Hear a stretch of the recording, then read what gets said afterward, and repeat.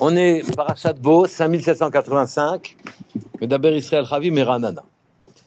Dans cette paracha, il y a des enseignements pratiques très très importants pour nous, qui vont nous servir dans la vie de tous les jours, de manière à pouvoir élever notre niveau et pouvoir nous faire confiance. Qu'on puisse s'appuyer sur soi-même, c'est pas mal. D'habitude, on ne fait pas confiance aux autres, oui, mais même à nous, on ne devrait pas faire confiance. Qu'est-ce qui se passe? On est descendu en Égypte pour quelle raison?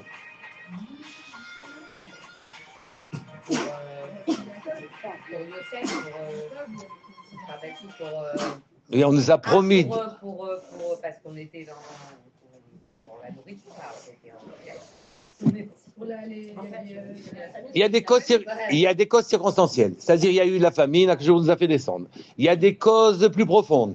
Il a dit, Abraham Bamaeda, comment je saurais que je vais avoir la terre d'Israël, d'accord?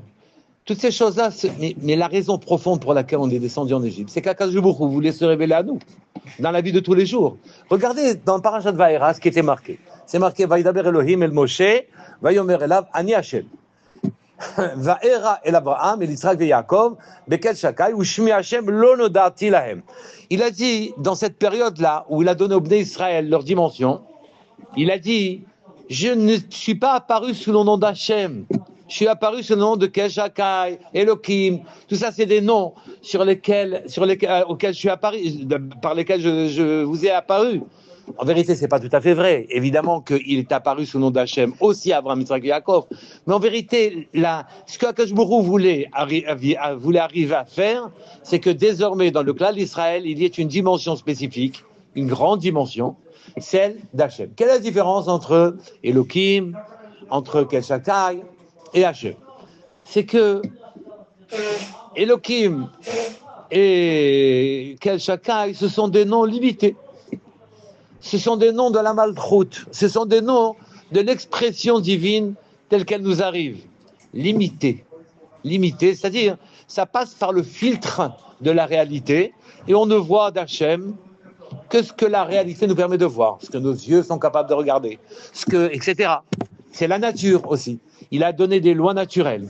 Akadosh Baruch Hu a voulu apparaître en Égypte, à partir de l'Égypte, dans une dimension différente. Yud Ke Vav Ke. C'est quoi Yud Ke Vav Ke? Vous allez me dire. Oui, c'est quoi Yud Ke Vav Ke? C'est qu'en vérité, c'est le verbe être. C'est toute la Havaya. En vérité, tant qu'on était dans des dimensions limitées, alors à ce moment-là, ça passait par un filtre, ce que des yeux pouvaient voir, ce que la nature pouvait supporter. Mais à partir du moment où on veut rentrer dans une autre dimension, on rentre dans la dimension miraculeuse. Il n'y a plus de loi de la nature, il n'y a plus rien. Akadosh Baruch Hu peut faire exister n'importe quoi. C'est ça Havaya. Havaya qui est le verbe être. Il a la puissance de faire exister n'importe quoi. Celui qui est des Mouna Bachem, très profonde, oui. À ce moment-là, rien ne l'empêche d'annuler quasiment tous les fonctionnements naturels de manière à faire apparaître des fonctionnements qui n'ont plus rien à voir avec ça, puisque c'est le verbe être, exister, qu'on suscite, qu'on appelle, oui. C'est ce qui est au-dessus de ce qui arrive dans la malchoute, dans le monde d'en bas. Ce qui fait exister tout. Celui qui a une émouna profonde et qui monte au-delà du niveau dans lequel il est, à ce moment-là, peut faire descendre en bas n'importe quoi. N'importe quoi.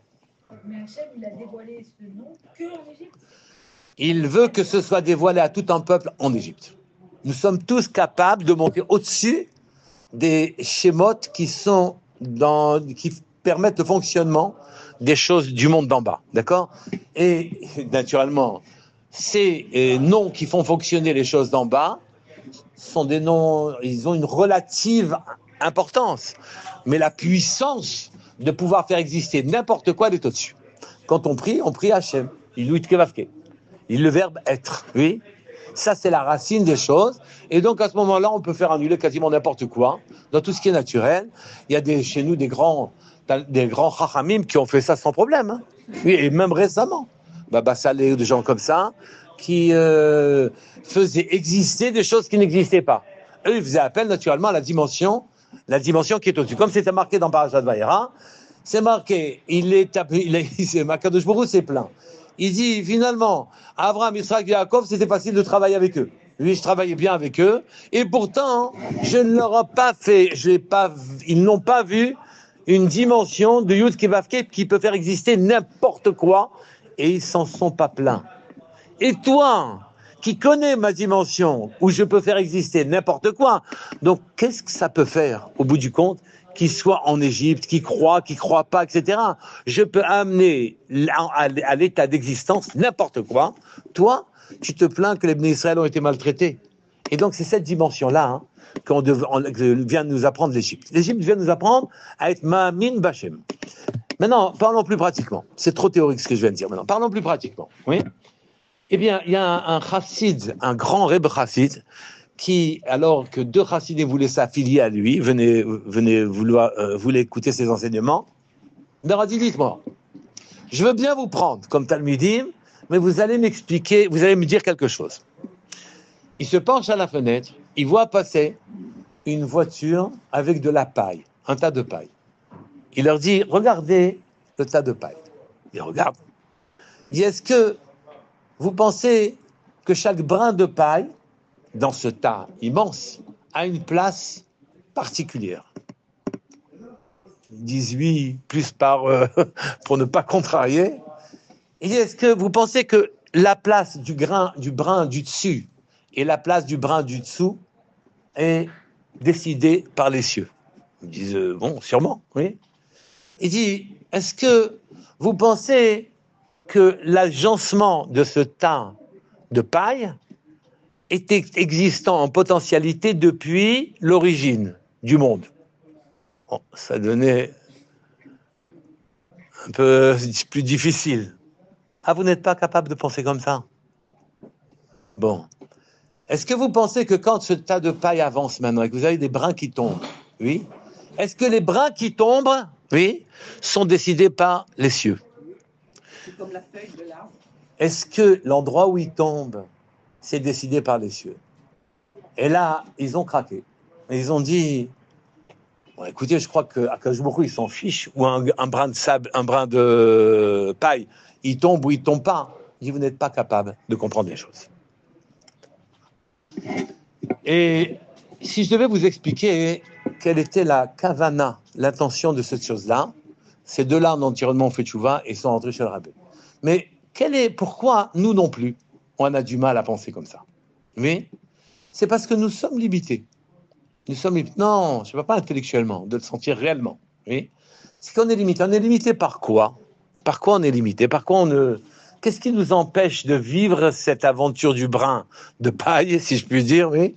Ce qui nous empêche de vivre l'aventure, c'est que nous-mêmes, on est limités. Les forces étant limitées, alors à partir de ce moment-là, on fait une sélection naturelle des choses qui sont importantes ou pas importantes et qu'on va négliger. Mais imaginez que vous soyez dans un théâtre, que vous soyez responsable du décor et que la pièce de théâtre se passe du temps des Montaigu ou n'importe quoi. Est-ce que parmi les gens du théâtre, vous allez laisser une bracelet-montre, pardon? Est-ce que vous allez mettre des lunettes? Oui. Est-ce qu'il va y avoir un téléphone? Évidemment, vous faites attention à chaque détail. Si vous créez le décor, oui, chaque détail, c'est vous qui le créez. Vous le mettez. Quand Akashbourou, il a créé le décor du monde entier, oui, à ce moment-là, vous pouvez supporter que chaque brin de paille, c'est lui qui l'a créé, puisque c'est lui qui fait attention à tout, oui. Et chaque brin de paille, ses avatars, sa progression, etc. Enfin, ce qu'il va devenir, chaque brin de paille, c'est très important. Notre problème à nous, c'est que devant des forces limitées, on a des choix à faire. Le problème d'Akash Baruch Hu n'existe pas, il n'y a pas de problème. Et donc, on doit commencer à s'habituer à accepter l'existence d'une dimension qui nous soit supérieure et être ma'amin beau. Si il a créé le monde entier, s'il a créé le monde entier,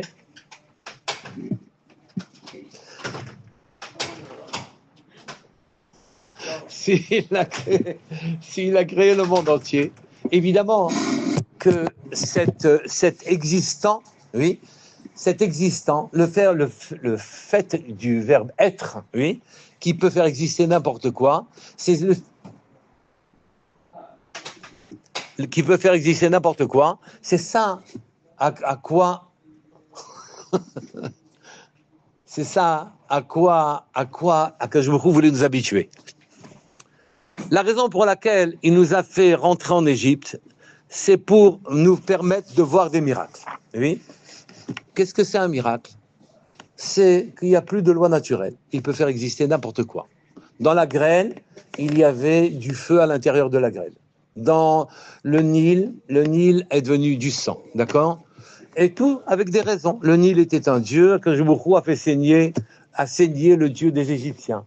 Et il nous a fait monter au-delà des lois naturelles. Et nous ayant fait monter au-delà des lois naturelles, il nous a fait exister n'importe quoi. Celui qui veut sortir d'Égypte, littéralement sortir des frontières dans lesquelles il est limité, n'a pas d'autre choix que d'accepter très clairement que Geshbourg peut faire exister n'importe quoi.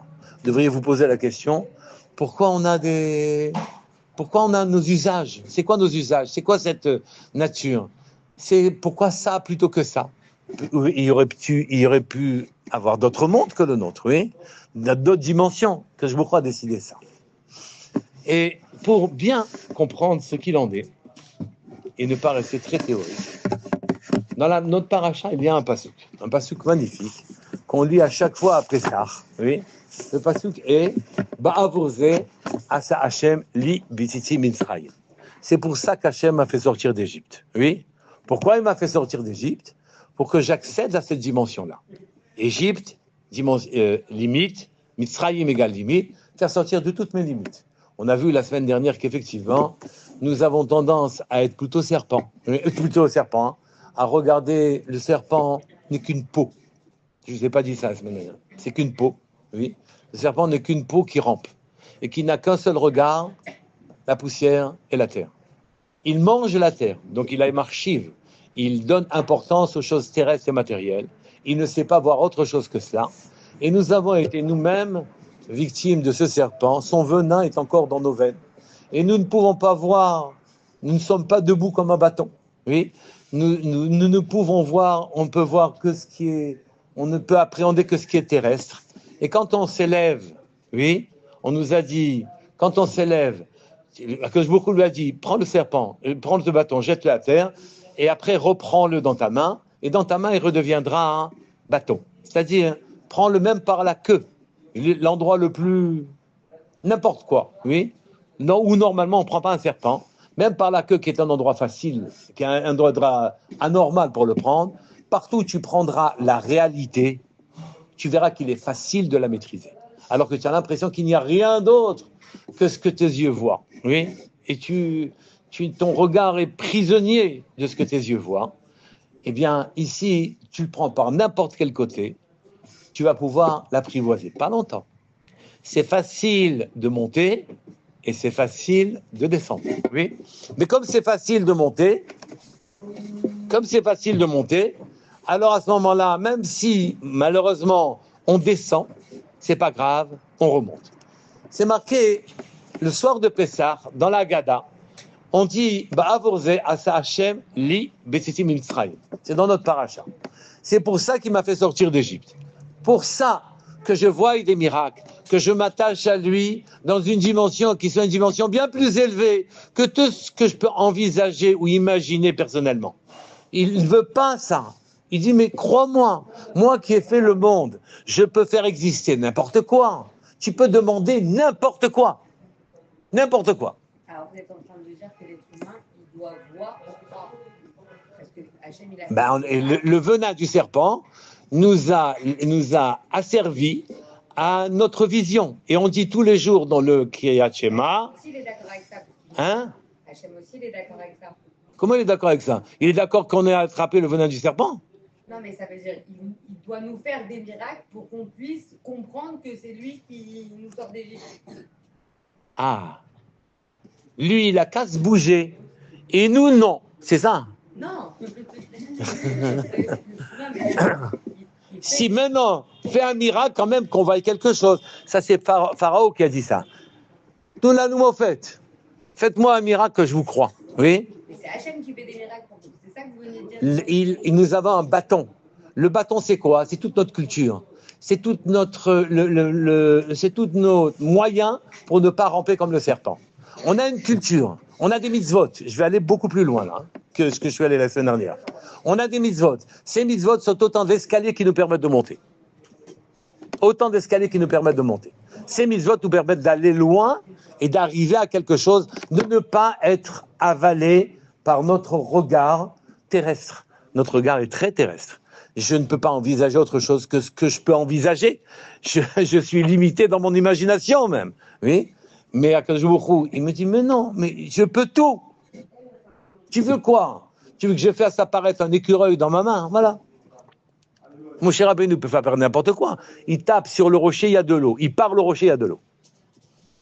Donc ici, on est sorti totalement des contingences matérielles. C'est ça que l'on a acquis en Égypte. Donc n'ayez aucune limite dans vos demandes à Hachem, aucune limite, parce que lui peut faire exister n'importe quoi. Vous devriez penser à ça quand vous éduquez les enfants. Je vais aller beaucoup plus loin. Oui, tout ce que vous avez dans les mains, que je peut vous le donner. Il peut vous transformer n'importe quoi. Il n'y a aucune limite à sa capacité. Il n'a pas de limite, il n'a pas de capacité. Tout est ouvert. Cette dimension est là qui est en Égypte. C'est-à-dire, regardez, vous étiez dans le 36e dessous, 49e port de la Touma. Oui. Je vous ai fait monter au 49e port de la Chorma. Vous avez fait 100 portes d'un seul coup. Oui. Et c'est un peuple qui était asservi, qui normalement n'a pas de ressort, qui n'a pas de puissance personnelle. Tout un peuple est monté au Sinaï. Tout un peuple est monté au Sinaï et a vu des choses que personne n'a jamais vues. Ce n'est pas des grands hommes qui sont montés au Sinaï. C'est tout un peuple qui est monté au Sinaï. Des femmes, des enfants, des petits, des grands, des gens chachamim, des gens pas chachamim. Tout le monde a vu des choses extraordinaires que je veux qu'on sorte de notre dimension humaine et qu'on devienne quelque chose comme un peu divin, d'une manière générale. Et c'est ça qu'il attend de nous aujourd'hui. Oui, je reprends. C'est marqué Ba'avourze. C'est pour ça que je vous ai fait sortir d'Égypte. Je vous ai fait sortir pour que vous acquériez cette dimension-là. D'accord?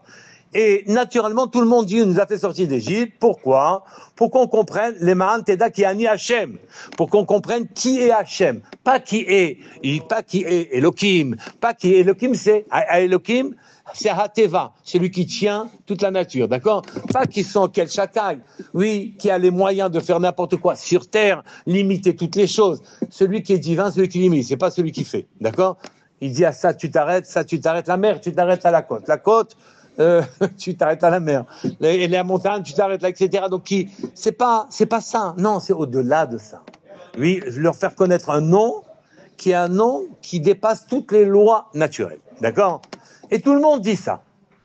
Seulement, vient Rashi et dit pas ça. Bien que ce soit vrai, ce que l'on vient de dire maintenant. Et que l'on doit accéder à la compréhension de cette dimension d'Hachem, Rashi ne dit pas ça. Je vous lis Rashi. Je reprends le pasouk. C'est marqué Ba'avourze asa Hachem li v'tzilim Mitzrayim. C'est pour ça qu'il m'a fait sortir d'Égypte. Et tout le monde dit, pour que je comprenne cette dimension de Havaya. Il peut faire exister, mener à l'état d'existence n'importe quoi. Oui, eh bien, Rashi dit non. Ba'avour she'ekayem mitzvot kegon pesach matzah umaro. Je t'ai fait sortir d'Égypte pour que tu accomplisses des mitzvot comme le Pesach, Korban Pesach, que tu manges de la matzah en Égypte, maror, et que tu manges une herbe amère. Et alors à ce moment-là, on est un petit peu étonné parce que on dirait que la sortie d'Égypte qu'on mettait sur un pied de grandeur, on a vu des miracles, et donc grâce aux miracles, on va accéder à cette dimension où on peut comprendre qu'Akadosh Baruch Hu peut faire exister n'importe quoi. C'est pas vrai. C'est pas ça le principal. Le principal, c'est quoi? C'est que je mange matzah, que je fasse de Korban Pessah et que je mange le maror. Oui? Que je réalise ces mitzvahs. Ça me rend la sortie d'Égypte secondaire, et je mets maintenant en pole position, Pessah, Matzah, Omaro. Et là, on a du mal à comprendre. Quoi, l'accomplissement des mitzvot, la sortie d'Égypte et tous ces miracles, est secondaire. Elle est mise en... Oui, bien sûr qu'il faut sortir d'Égypte. Mais pourquoi? Pour pouvoir accomplir ces 3 mitzvot. Donc, la sortie d'Égypte avec tous ces miracles et n'est pas considéré au même rang que Pessah, Massa ou Maror. Mais que se passe-t-il? À quoi ça arrive? Ça voudrait dire que l'esclavage, il a organisé tout ça à Hachem pour qu'on arrive à la mitzvah de Pessah. Oui. Et d'ailleurs, le soir de Pessah, de Pessah, oui, on dit, on a devant nous Pessah, Matsamar, on a le plateau là, et on dit, bah, c'est pour qu'on fasse ces mitzvot maintenant qu'on est sorti d'Égypte. On demande, tous ces miracles, quoi? Pour qu'on sorte d'Égypte, c'est quoi? On ne comprend pas bien. Oui. Pour arriver à comprendre, j'ai chez moi un vieux livre, le Ya'abès. Oui, Ya'abès HaChassid, qui a parlé il y a peut-être 900 ans. Oui, et qui a écrit quelque chose sur le Pirkei Avot. Mais Madame Amar, elle l'a déjà entendu sûrement. Mais ça fait rien, on oublie. C'est pas grave. Vous verrez. C'est pas grave. Ça sera inédit comme si j'avais entendu. Oui. C'est marqué, Rabbi El-Azar ben Azaria Omer, qui ein Torah, im ein Torah, ein derech eretz. Im ein derech eretz, ein Torah. Si jamais il n'y a pas de Torah, il n'y a pas de derech eretz. Généralement, et il se plaint parce qu'il dit, les gens ne comprennent pas cet enseignement-là. Généralement, on dit, la Torah t'amène à te bien comporter, derech eretz, oui. Et donc les midot, les bonnes midot, oui, les bonnes midot, et heureusement que la Torah est là pour donner des bonnes midot, et les bonnes midot, elles sont là grâce à la Torah. Il dit c'est faux. C'est pas ça, hein, le sens de ce passouk. C'est pas ça le sens. Le sens de passouk, c'est quoi? Derech eretz veut dire les choses matérielles, tout simplement. Derech eretz, les chemins, c'est-à-dire tu cultives, tu récoltes, tu dors, tu te lèves, tu manges, tu bois. Les activités terrestres. Ces activités terrestres, et une Torah, un derech eretz. Tout ce que vous avez comme activité maintenant, que vous pouvez difficilement lister, tellement elles sont nombreuses, sont en vérité là, parce qu'il y a des mitzvot en amont, au-dessus de elles, qui les ont fait exister. Ces activités purement terrestres n'existent là que parce qu'il y avait des choses au-dessus. Par exemple, attrapez l'idée. C'est que quand Moshe Rabbeinu est monté là-haut pour rechercher la Torah, les anges se sont opposés à lui en disant il est hors de question que le fils d'une femme il puisse avoir entre ses mains une puissance comme celle que donne la Torah. D'accord? Et Moshe leur a répondu, mais dis-moi, c'est marqué Kibud Avahem dans cette Torah. Vous avez, vous les anges, oui, une histoire avec Kibud Avahem. Vous mangez pour faire de la shrita, ça n'a pas de sens. Là, c'est pour nous. C'est qu'en vérité, du moment à Kadosh Baruch Hu avait une mitzvah à faire accomplir, un chemin spirituel à créer, oui, Kibud Avahem, et donc le père et la mère existent pour que ce chemin spirituel qui est en amont, au-dessus de papa et maman, oui, alors à ce moment-là puisse être accompli quand je fais du kavod à son père et à sa mère. Oui. Et quel est ça, par exemple, je vous donne une autre truc, c'est qu'Akadosh Baruch Hu a créé le principe masculin, le principe féminin. Ayant créé le principe masculin et le principe féminin, alors à partir de ce moment-là, il y a un masculin et un féminin. Il y a un masculin et un féminin. Il y a un masculin et un féminin qui est au-dessus de moi, qui m'a créé. Et après, je crée moi-même un masculin et un féminin. Mais ceci, ce sont des orotes, des lumières. Pour que le monde existe, il a fallu qu'une lumière puisse être reçue. Si jamais il n'y a pas reçu, donc une lumière descend, une influence divine descend, et elle a été reçue dans un keli, dans un récipient. Si jamais il n'y a pas de récipient, il n'y a pas de terre. Il a fallu que ce principe, qui soit un principe fondamental et originel, puisse s'exprimer sur terre. Un homme, une femme, une ashpa, une influence, un keli. Et donc, laisse ça de côté. En tout cas, il y avait dans les cieux une nécessité que sur terre, il y ait des gens qui fassent la mitzvah de Kibud Avahem de manière à ordonnancer, agencer des lumières dans les cieux. Et donc, la terre entière, dans tous ses détails, n'existe que parce qu'il y a des mitzvot à accomplir. Et donc, tous les usages que vous avez dans la terre, oui, c'est pas fini, oui, tous les usages que vous avez sur terre, sans exception, oui, sont là pour que vous puissiez accomplir, restaurer les choses qui ont été cassées par Adam Arishon et toutes les générations, oui. C'est par ces mitzvot-là, vous restaurez la hashpa, le lien qui nous lie à Hachem et qui descend et qui s'est cassé, comme ça, qui s'est cassé quand on le restaure. Nous sommes comme un fusible. C'est-à-dire, pas vraiment comme un fusible, nous sommes comme le fil de l'électricité. C'est-à-dire, il y a un moment, c'est cassé, le courant ne passe plus. D'accord? Nous sommes en train de restaurer ce courant-là, en faisant kibbud avahem, en ne volant pas, toutes les mitzvot d'une manière générale sont une expression terrestre d'une nécessité céleste, et à ce moment-là, chaque mitzvah que l'on fait, le remonte et on recrée le courant pour arriver jusqu'en haut. Toutes les mitzvot, sans exception.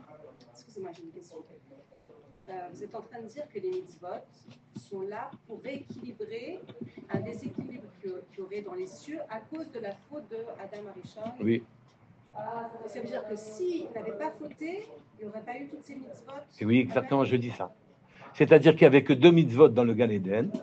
Il lui dit, tu dois t'occuper du Gan Eden et tu ne dois pas manger de l'arbre. Il y avait 2 mitzvot. C'est tout ce qu'il y avait. Le fait, oui, il n'y avait pas d'autres mitzvot.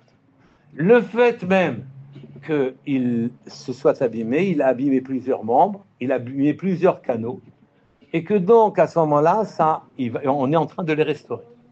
Oui, et il y a des ennemis qui s'attachent à nous, des pots. On appelle les pots. Les pots, c'est comme les pots d'orange, il n'y a pas de fruits dedans. Il n'y a que la peau, il n'y a pas le fruit. Les serpents, les trucs, etc. Il y a beaucoup de créatures mauvaises que l'on crée par le seul fait qu'on ne se comporte pas comme il faut.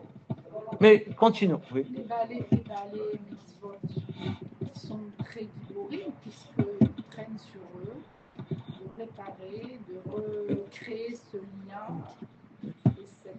Mais pas tout, pourquoi les balayer tout le monde? Tous les juifs, on est là. On en est là. Non, par rapport aux mitzvot, puisque vous parlez des mitzvot. Oui. Des gens qui ne font pas de mitzvot. C'est-à-dire que la réelle Géoula, ce sera quand on sera débarrassé de toutes ces mitzvot. Oui, quand on aura récupéré tous les trucs, il y aura beaucoup de choses en moins, évidemment. À l'époque, ils n'ont pas réussi à faire tout ça, Adam Arishon. C'était comme des gars. C'est la pessimiste qui parle. Non, bon. Moi, je n'ai pas compris la relation que vous avez amenée par rapport À quoi? Non, à... Kiboudav? Non, non. C'est ça. Non, non, maintenant, ce que vous venez de fermer là. Le rabbi. Derer. Ah oui, alors Derer Eretz veut dire simplement tous les usages de la terre. Derer Eretz, les usages de la terre. Nous, on ne connaît rien d'autre que ce que la terre nous offre comme possibilité d'avoir un comme usage. Mais il y aurait pu avoir on ne sait même pas quoi. Oui. Ce Derer Eretz, en vérité, est venu particulièrement pour me permettre de faire des mitzvot. Il n'y a pas un truc sur terre qui n'est pas là pour me faire des mitzvot. Tous. Tout est là que pour ça. Après, les mitzvot elles-mêmes nécessitent des trucs. Donc ça relie l'idée de Rashi. Alors oui, alors maintenant vous avez compris que Rashi, quand il a dit « Je suis sorti d'Égypte pour être Mekayem ces mitzvot-là ».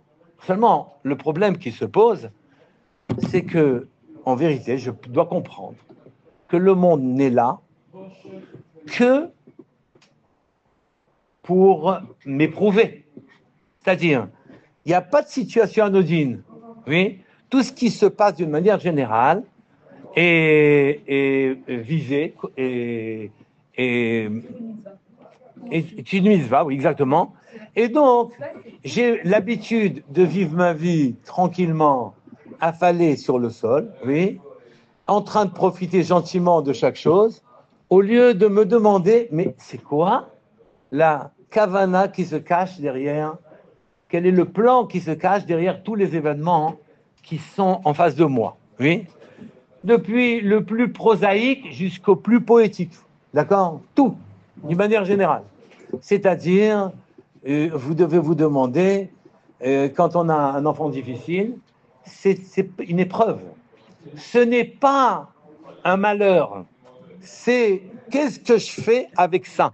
C'est lui qui va s'occuper de régler le problème du gosse. Oui. Mais moi, le problème qui se pose à moi, c'est comment je réagis avec cette situation. Si je commence avec les tu te rends compte, j'en finis plus. D'accord? Tu te rends compte qu'est-ce qui m'arrive, tu te rends compte qu'est-ce qu'il a fait, etc. C'est fini. Non, on me demande de ramasser toutes mes cochottes, oui, et on me demande d'être vigilant, debout, bâton, en quelque sorte, oui, d'être vigilant et debout, oui, en train de me demander qu'est-ce qui arrive et de prendre chaque chose et chaque événement en me demandant mais quel est le plan qu'il cache? C'est quoi la force qui est en train de descendre maintenant? On ne me demande pas de régler les problèmes. Il n'y a aucun problème qui sera réglé par moi. Je dis bien aucun. Hein? Maïchtadlou, je l'ai fait. Mais le problème, il est réglé par là-haut. Maïchtadlou, ce n'est pas elle qui règle le problème. Je ne règle rien du tout avec Maïchtadlou. Simplement, on me demande d'aborder le problème d'une certaine manière. L'attitude que j'ai devant le problème, c'est d'avoir une attitude de mitzvah. Oui, j'ai compris. D'accord, je le prends pas mal. Je le prends debout, pas affalé. Tous les problèmes, de manière générale, je les prends debout.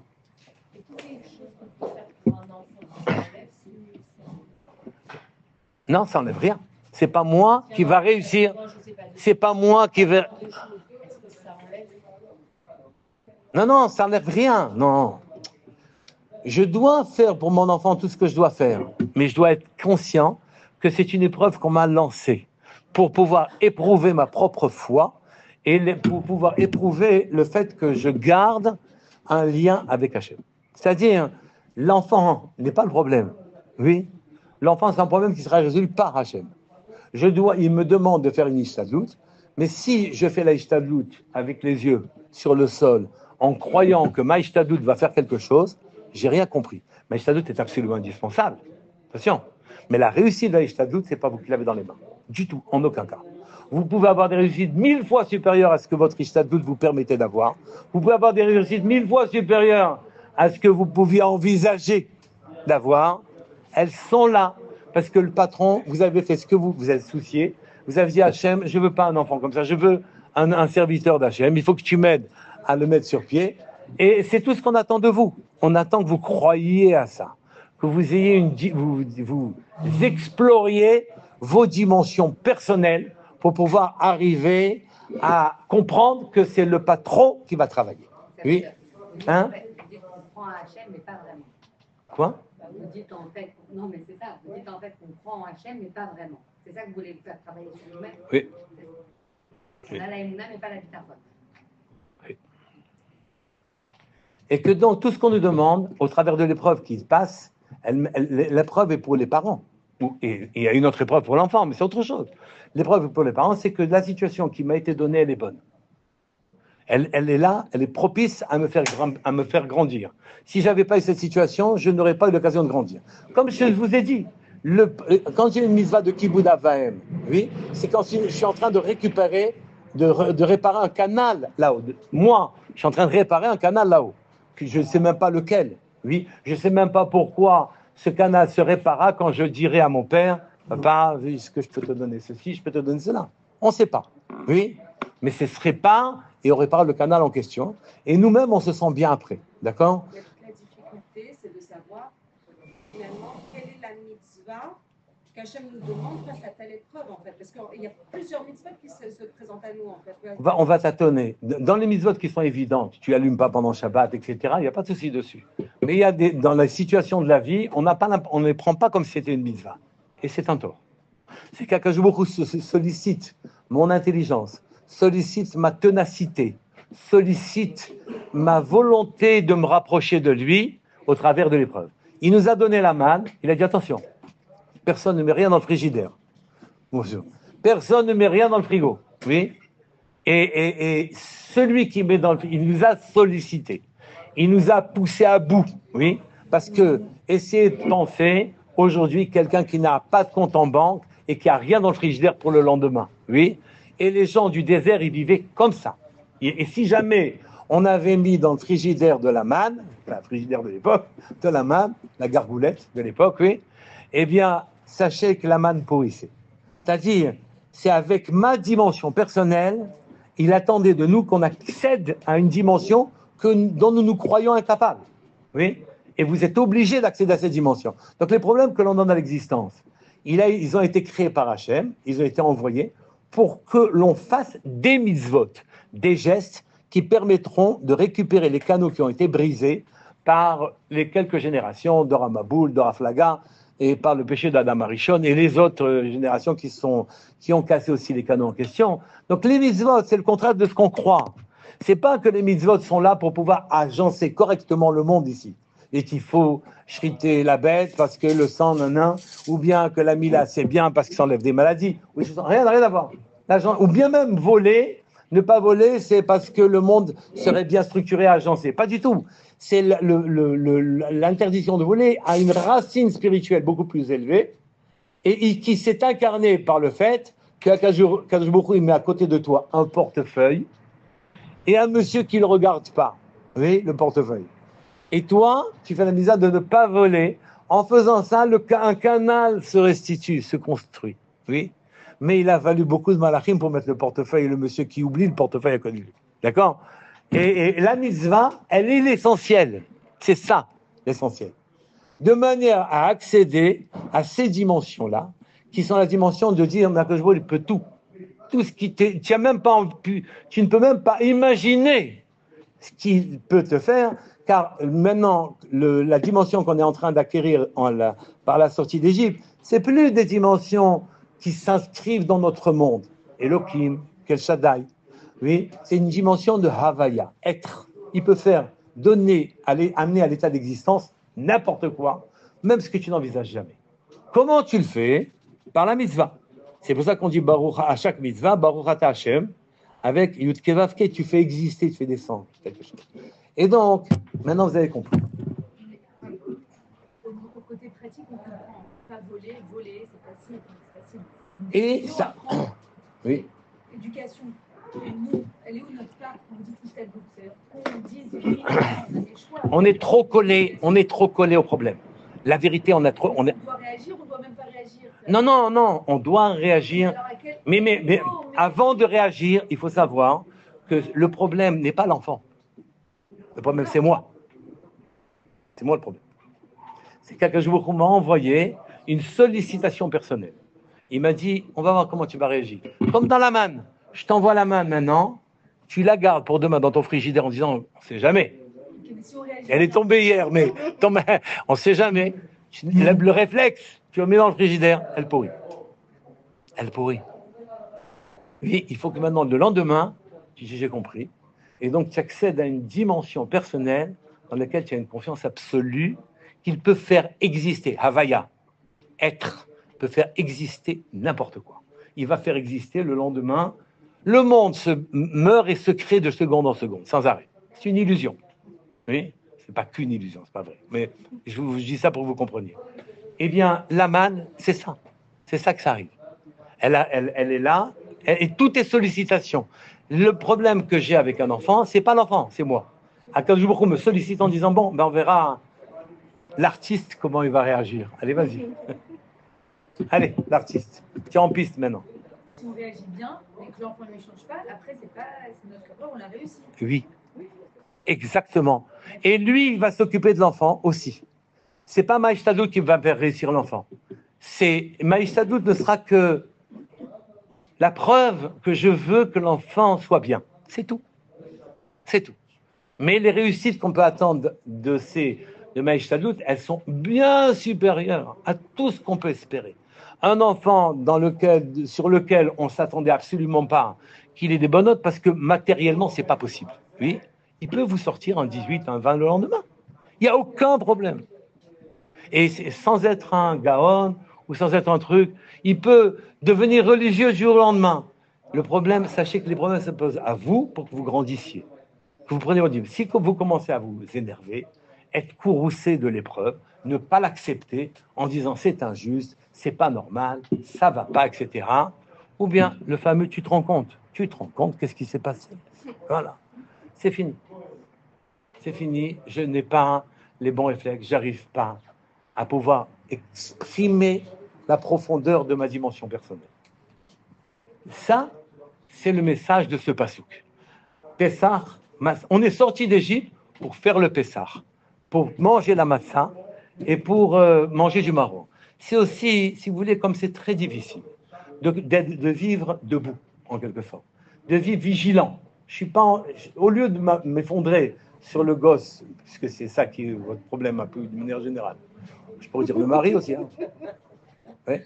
Au lieu de vous effondrer sur le problème, oui, de le regarder avec distance. Qu'est-ce que veut Hachem de moi quand il me met dans cette situation? Qu'est-ce qu'il veut? Et rien ne marche. Oui. Le mari, il est toujours en colère. Le gosse, il ne fait pas un effort. Oui. Et rien ne marche. Qu'est-ce qu'il veut de moi, Hachem? C'est ça la question. C'est tout. Qu'est-ce que tu veux? Hachem, je suis d'accord, je le fais. Oui. À partir de ce moment-là où je regarde chaque existant, chaque événement qui me vient, qui vient sur moi, que je le regarde comme étant une... je ne sais pas comment vous dire. Je voudrais que je vous trouve un mot qui vous...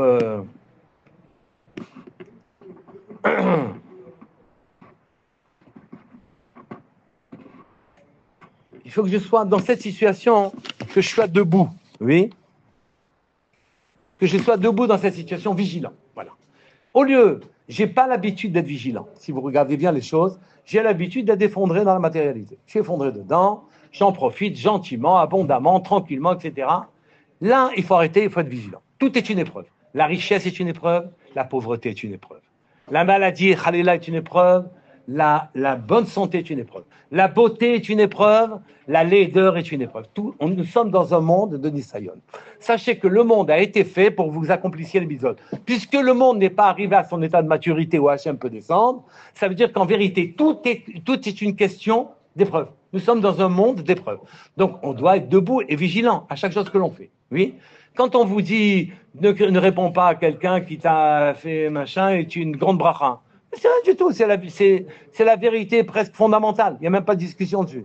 Je veux dire, quand on m'envoie une situation dans laquelle je perds pied, normalement, et je perds pas pied. Oui, je fais une Messirut Nefesh. Dans cette situation où je fais une Messirut Nefesh, j'ai fait ce pourquoi cette situation est descendue du ciel. D'accord? Et ceci est normal, ça n'a rien d'exceptionnel, oui, et vous êtes sollicité de seconde en seconde dans tout, n'importe quoi. Se garer, ne pas se garer, crier, ne pas crier, dire quelque chose, ne pas le dire, dire bonjour, ne pas dire bonjour, parler, ne pas parler, payer, ne pas payer, etc. Vous êtes sollicité sans arrêt. Répondre, ne pas répondre. Mais pour ça, il faut être vigilant. C'est-à-dire, notre problème, c'est l'absence de vigilance. On n'est pas debout. Et alors, à ce moment-là, on a 3 mitzvot qui doivent nous rappeler qu'on est debout. D'abord, tu manges du maroc. Ici, tu n'es pas ici pour manger des gâteaux. Et sans arrêt, donc tu manges du maroc. Oui. Et c'est pas mauvais le maroc. Oui. Il y a des plats doux amers là. Non, c'est bien le maroc. Oui. Donc quand tu es là, tu es réveillé au moins, tu n'es pas en train de dormir. Tu manges du maroc. Oui. Ensuite, tu manges de la matzah. Mange pas de la brioche. Oui. Tu manges de la matzah et tu dis c'est bon. Oui. Tu dis pas autre chose. Et tu le manges 8 jours par an, 7 jours par an. Oui. Bon, 7 jours par an, 8 jours en Khosaret, tu manges de manière à ce que tu t'habitues à dire c'est la massacre, elle est bonne. Et nous sommes sortis d'Égypte en un clin d'œil. En un clin d'œil, on est sortis d'Égypte. Vous pouvez sortir d'une situation si jamais vous avez eu le bon rapport avec la situation, vigilant, debout, vigilant tout le temps, debout. Si vous avez eu le bon rapport avec la situation, vous sortez instantanément. La patte n'a pas le temps de lever. Oui, vous sortez instantanément. Et enfin, Pessah, Akadosh Baruch Hu, al Pasach Bate Israël, il vous sautera tous les problèmes. La raison pour laquelle les situations créent des problèmes, situation pour laquelle Akadosh Baruch Hu envoie une situation avec des malachim. Les malachim sont envoyés et ils créent des situations qui sont désagréables, qui sont agréables. Tout est épreuve. Il n'y a pas une chose qui ne soit pas épreuve. D'accord? Et donc, les malachim qui créent ces situations, ils attendent tous que vous répondiez à cette situation comme il faut. Et à ce moment-là, eux-mêmes, ils acquièrent un niveau, les malachim. Et quand ils n'acquièrent pas le niveau, les malachim, ils ne sont pas contents. Donc il continue à vous empoisonner jusqu'à temps que vous réagissiez comme il faut. Donc il faut rapide, être debout, vigilant, etc. Comme l'histoire que je vous raconte et re-raconte, mais à chaque fois elle est sympathique, oui, c'est le virtuose, le pianiste virtuose qui a réussi sa vie et qui remplit les salles pleines, qui fait des salles pleines, et qui, au sommet de sa gloire, oui, les gens viennent et l'applaudissent. Et donc, chaque fois qu'on l'applaudit, il revient en morceaux.